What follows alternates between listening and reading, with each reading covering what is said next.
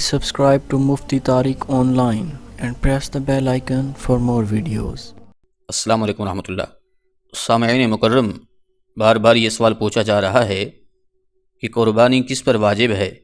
قربانی کے واجب ہونے کی شرائط کیا ہیں،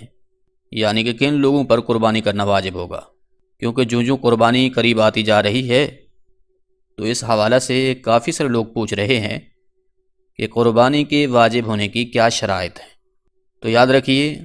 قربانی کے واجب ہونے کی جو شرائط ہیں ان میں سے پہلے نمبر پر ہے مسلمان ہونا، دوسری شرط ہے بالغ ہونا، تیسری جو شرط ہے وہ ہے مقیم ہونا، یعنی کہ جو بندہ مسافر ہوتا ہے اس پر قربانی کرنا واجب نہیں ہوتی،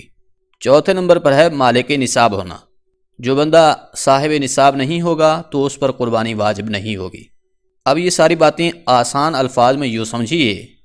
کہ ہر اس مسلمان مرد اور عورت پر قربانی کرنا واجب ہے جو بالغ ہو، مقیم ہو اور پھر مالک نصاب ہو۔ اب جس شخص میں یہ خصوصیات موجود ہوں گی، اس کے باوجود وہ قربانی نہیں کرے گا تو ایسا شخص گناہ گار ہوگا۔ اب یہ سنیے کہ قربانی کے لیے صاحب نصاب ہونا کیا ہوتا ہے۔ اس حوالے سے بھی اکثر دوست پوچھتے رہتے ہیں کہ کتنا سونا ہو یا کتنی مقدار میں چاندی ہو یا پھر کتنے پیسے موجود ہوں تو قربانی کرنا واجب ہوتی ہے۔ یاد رکھیے، قربانی کا جو نصاب ہے وہ ہے کہ 7.5 تولے سونا یا پھر 52.5 تولے چاندی یا 52.5 تولہ چاندی کی قیمت کے برابر رقم موجود ہو،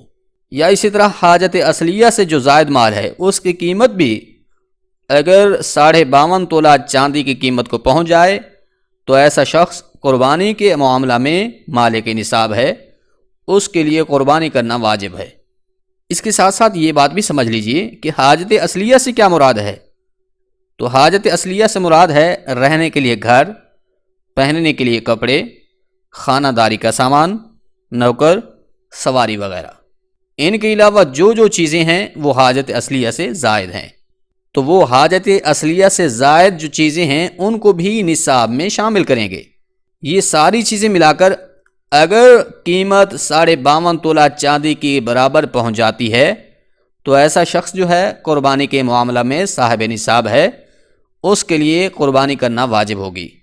لہٰذا اگر کسی کے پاس تھوڑا سا سونا ہے، تھوڑی سی چاندی ہے اور کچھ مقدار میں رقم بھی موجود ہے، پھر ان سب چیزوں کو ملا لیا جائے گا۔ اگر یہ ساری چیزیں 52.5 تولہ چاندی کی قیمت کو پہنچ جائیں گی تو ایسا شخص مالک نصاب کہلائے گا، اس پر قربانی کرنا واجب ہوگی۔ اگر قربانی نہیں کرے گا تو گناہ گار ہوگا۔ ہاں، اگر کوئی شخص مالک نصاب تو نہیں ہے مگر وہ قربانی کرنا چاہتا ہے تو اس کے لیے جائز ہے، کر سکتا ہے، البتہ اس پر واجب نہیں ہے، یعنی کہ نہیں کرے گا تو گناہ گار نہیں ہوگا۔ آخر میں یہ ایک اہم بات بھی سن لیجئے، وہ یہ ہے کہ کافی ساری خواتین ایسی ہوتی ہیں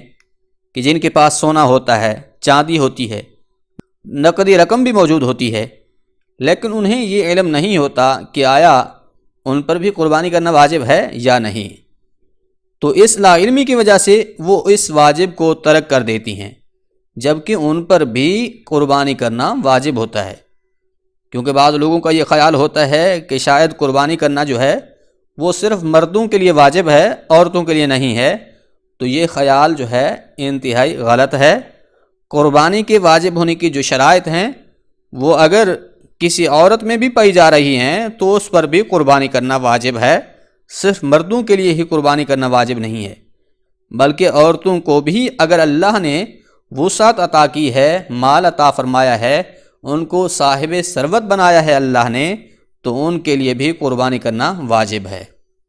امید ہے بات سمجھ آ گئی ہوگی۔